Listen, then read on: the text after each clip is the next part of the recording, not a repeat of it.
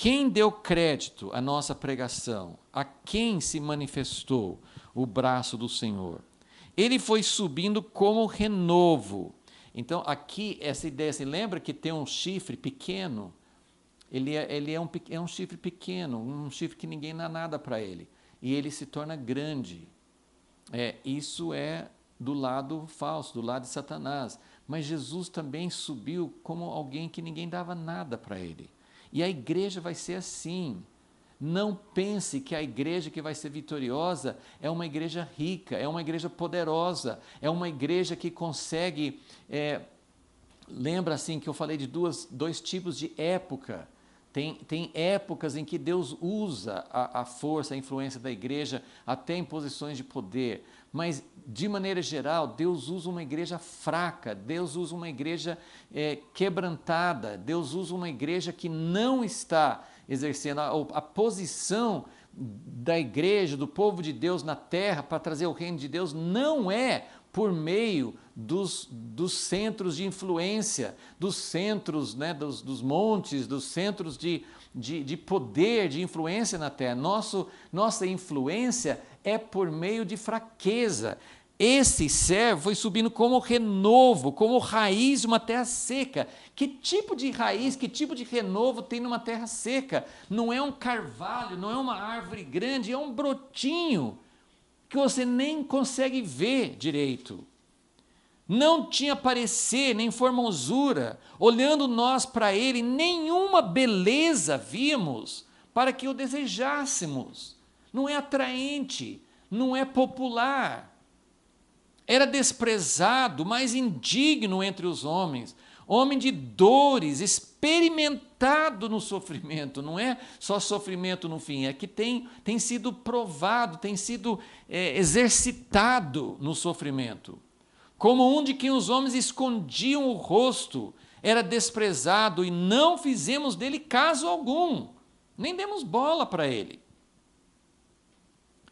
Versículo 4, verdadeiramente ele tomou sobre si as nossas enfermidades. Agora eu quero falar uma coisa muito importante aqui, que eu falei assim, o corpo de Cristo não é como o Messias, nós não podemos expiar a iniquidade.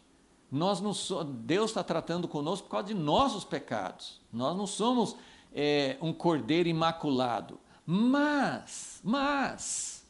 Paulo falou em Colossenses 1:24, agora eu completo no meu corpo os sofrimentos de Jesus. Ele falou várias vezes sobre ser oferecido, derramado como um sacrifício. Então, ainda que não sejamos, claro, em nós não tem possibilidade nenhuma de expiar as iniquidades dos outros, mas quando você pensa em Israel, por que Israel sofreu ao longo dos séculos?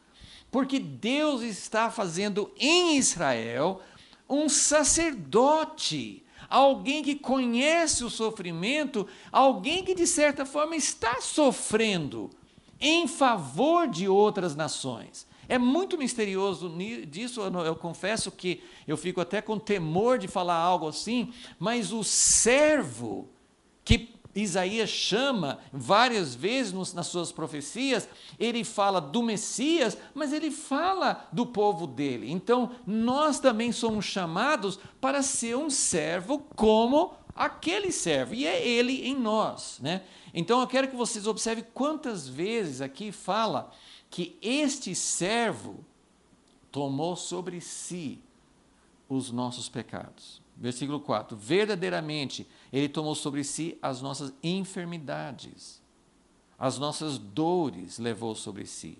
Contudo, nós o consideramos como um aflito, ferido de Deus, julgado por Deus, amaldiçoado por Deus.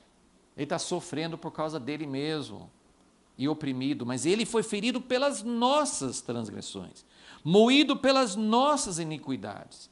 O castigo que nos traz a paz estava sobre ele, pelas suas pisaduras fomos sarados.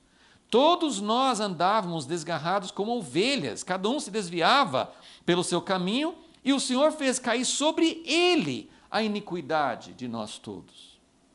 Ele foi oprimido, humilhado. Gente, esse é o caminho. Esse é o caminho. nós somos servo, como fazemos parte, né? Não é só Israel natural, Israel que tem a igreja também enxertada. A igreja faz parte de tudo isso. Então, ele foi oprimido, humilhado, não abriu sua boca, como cordeiro foi levado ao matadouro. Parece com as pessoas da igreja querem se defender, querem ter seus direitos, querem dominar, querem que sua vontade seja feita nos governos. Não é assim.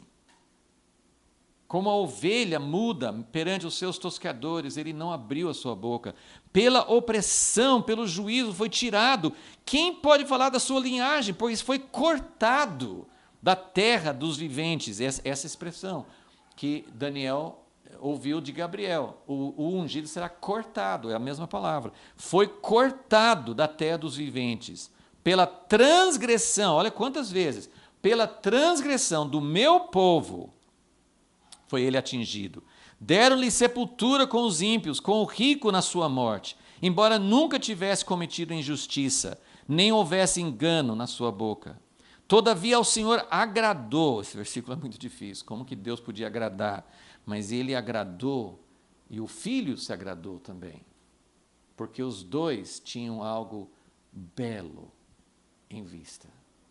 As dores de parto são, hoje nós não podemos ler, mas Romanos 8, toda a criação geme e sofre angústias, e por isso o Espírito Santo é dado a nós para gemer dentro de nós com gemidos inexprimíveis, porque são dores de parto, e toda a criação está aguardando a manifestação dos filhos de Deus. Então, as dores de parto, ainda que sejam para a nossa purificação, mas são também em favor dos outros.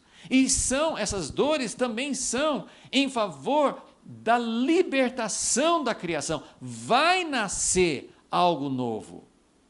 Apocalipse 12, a mulher gloriosa, bela, linda, perfeita, ela está sofrendo dores de parto para dar à luz. Então, o que Deus vai dar à luz?